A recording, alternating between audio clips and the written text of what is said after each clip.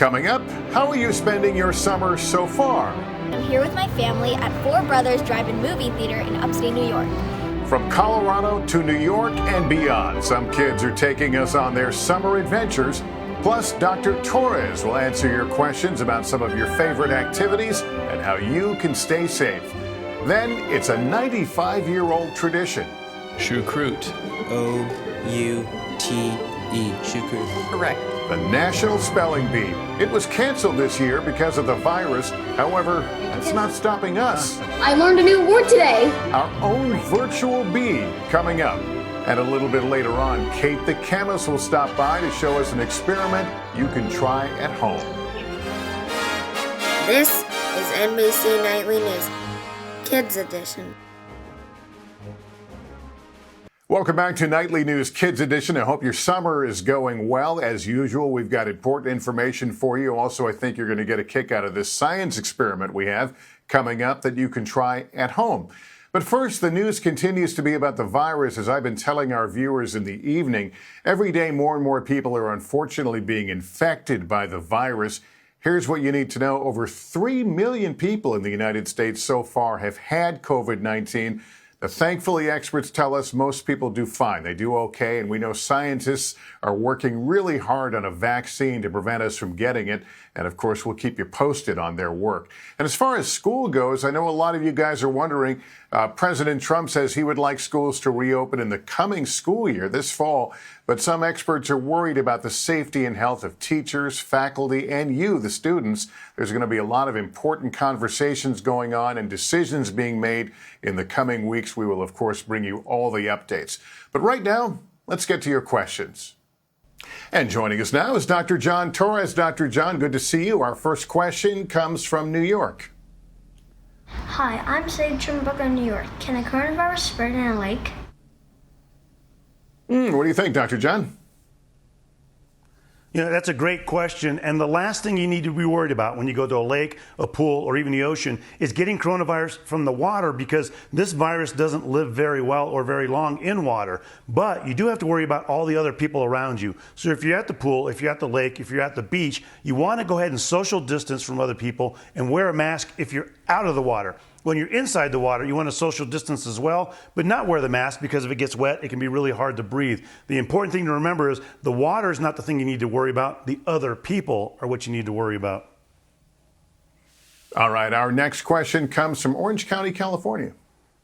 Hi, I'm Faz. Hi, my name is Honey, and we're from Orange County, California.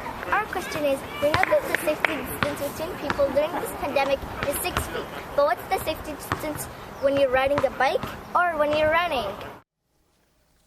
Well, that's a good one. I want to know the answer to this because I'm planning on hitting the bike trail after Nightly News tonight, Dr. John.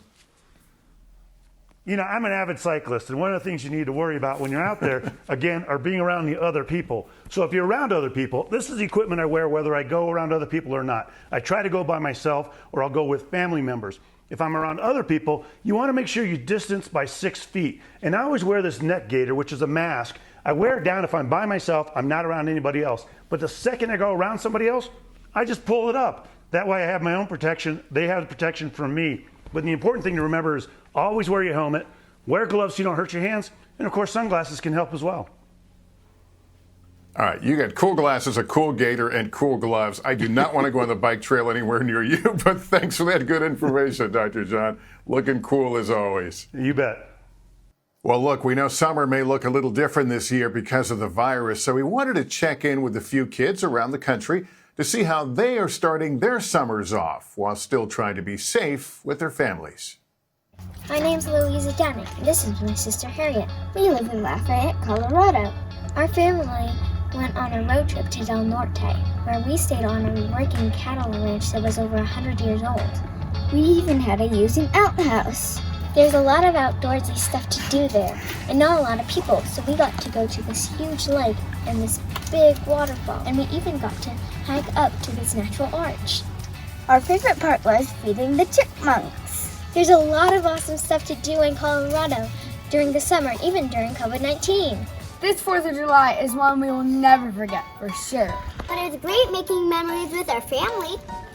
Like marching in the 4th of July parade, social distancing, of course, And these plastic balls our mom found for us. Thanks, Mom. Even though things have changed, we can still be with our friends by being smart and playing outside and being 6 feet high.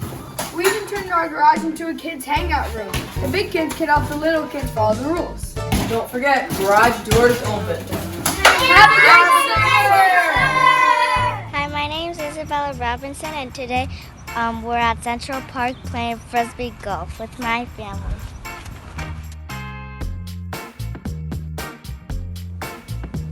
Hi, I'm Lily Ryan. I'm in Sacramento at my pool club, and it's really fun because I like being here on 4th of July on the obstacle course with all my friends, like Haley here, and going on the diving board and water slide.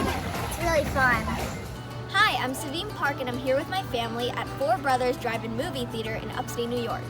Here, we can watch classic movies, eat delicious food, and create memories that will last a lifetime, all the while practicing social distancing. This is a very safe way to enjoy family time because we're outdoors and cars are more than 6 feet apart.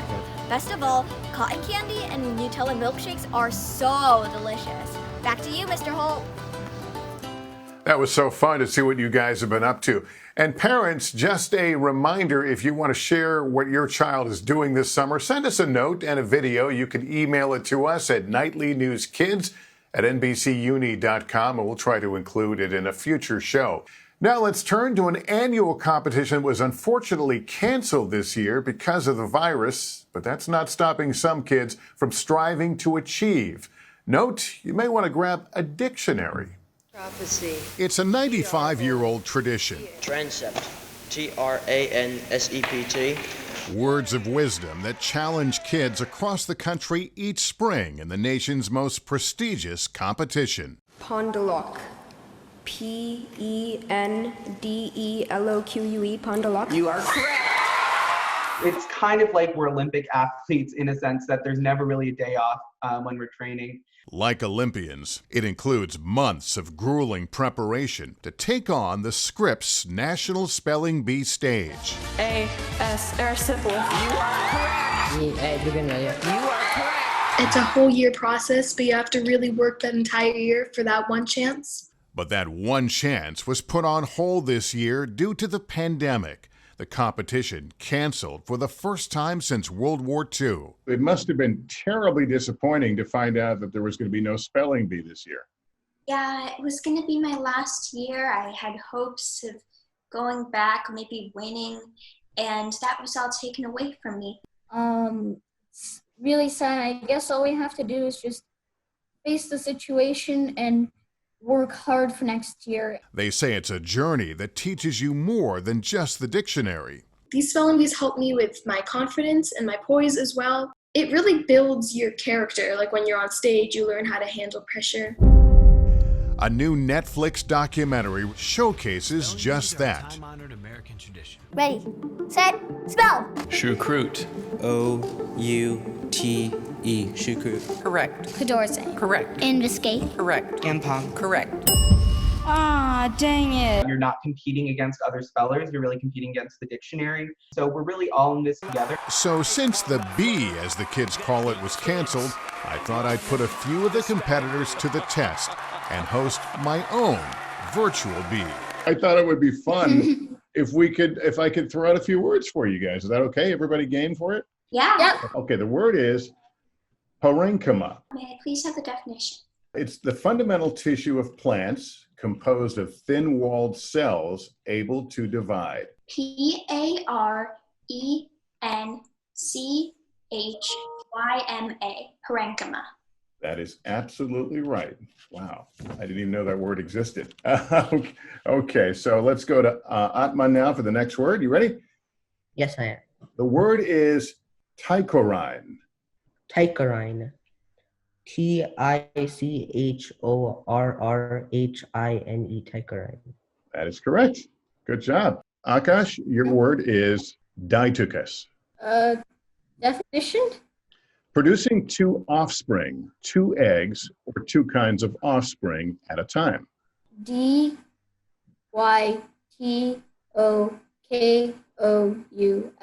Ditucus? Unfortunately, it's DI instead of Y.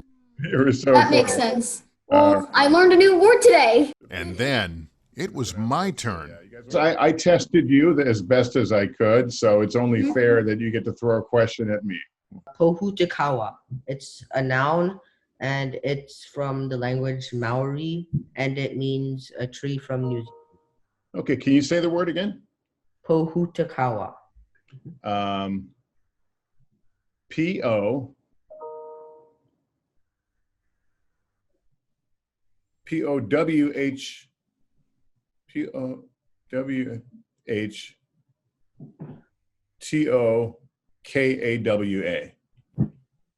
Okay, it's close. So Pohuttukawa. Okay, I wasn't That was close. the Well, I'm no match for these whiz kids, but I certainly did my B-E-S-T, best. Finally, of course, school is out for the summer when you may not want to think about things like science and chemistry right now, but there are some fun experiments you can try at home while on your summer break. Here with more is Dr. Kate Bieberdorf, author of Kate the Chemist, the big book of experiments. Doctor, it's great to have you here. You know, I mentioned that sometimes kids think of science as hard schoolwork. You think of it as fun, right? I do, absolutely. I think chemistry is one of my favorite things in the entire world. And so I'm spending the summer trying to get kids excited about science and sharing my love of the field, but hopefully sharing a couple more experiments so people can actually do this at home. Yeah, and what I love is the fact you can do this at home. So a lot of kids are cooped up right now, and they may be looking at things and not even realizing that they can be components of a really cool experiment. Oh, completely. Everything you see around you is chemistry or science if you want to go a little bit more broad. But that's why I'm so happy about my book. It's the big book of experiments. There's 25 different experiments that you can do safely at home in your kitchen, probably with items that you already have in your pantry or your craft drawer. You may need to run and grab some dry ice. But other than that, everything around you in your home, that's all science, and you can do experiments with it. Yeah, and when we knew you were going to come on, I was given a list of the supplies needed, and rubber bands and food coloring and a bottle, and I was trying to figure out what on earth are we doing. That's why you're here to explain. Tell me what we're doing today. We are going to make a bubble snake. So the very first thing that you need is a plastic bottle. It can be a big one, a small one. Basically what you're going to do is empty the water out, and then you use a pair of scissors to cut off the bottom end. So you really just need the mouthpiece and about 2 inches of the plastic. So you probably have this at home. If not, you can use a toilet paper roll. It doesn't last very long, but it still works. So after you have this cut, what you're going to do is take a rag. This is just a dish rag I had in my house, and then you're going to need a rubber band, but again, you can use a ponytail holder, anything like that will work. So what you'll do is you're going to take the opened end, the part you just cut of your bottle, place your rag directly over it. So you're going to cap it like this. Then I want you to grab your rubber band and just completely secure the towel to the apparatus, your plastic bottle. Then you're going to put it aside for just a second. Grab a small bowl. In it, you're going to put a 2-to-1 mixture of water and dish soap. So I use about a half a cup of water and a 1/4 cup of dish soap. You can use bubble bath solution if you want a really bubbly snake, but just try things out. Use the different soaps you have in your house and see what you can come up with. That's what being a scientist is just exploring and investigating. So once you have this soapy water solution, you're going to stir, stir, stir. Make sure it's nice and stirred. You need it stirred. Put your spoon aside, and then here, Lester, I'm going to ask you for some help. I've got food coloring here, blue, yellow, green, or red. Do you have a preference on what color I use? Let's go with a bright color. How about red? Red. Oh, I knew it. I knew you were going to call it. I don't know why. Okay, so we're going to go with some red. I'm going to do some stripe. And then because I like blue, I'm going to add some blue as well. You can add as many colors as you want. I highly encourage you to use stripes if you can. Circles and spirals don't work as well, but they still work. Okay. Once you have your colors, invert it, turn it upside down, dump it into your bubbly water solution, pull it up and let it drain. The food coloring is going to drop off, totally normal. Once you see the food coloring end, take a deep breath and yay! That's That's really, really, really cool. When you said snake, when you said bubble snake, I'm like, what is she talking about? That is really awesome. That is also the reason that I didn't do it here on my little home studio. I didn't have the space for it, but I'm going to try it in my kitchen later on, where I won't get in trouble with my wife. But Dr. Kate, that's awesome. Thank you so much for coming on. I know you got a lot of other great ideas, and hopefully we'll have you on again. Yes, thank you so much. If you want more, check it out in the book. Well, that's going to do it for us. We hope you learned something and had some fun today. Thank you so much for watching, everybody. We'll see you next time. In the meantime, take care of yourself and each other.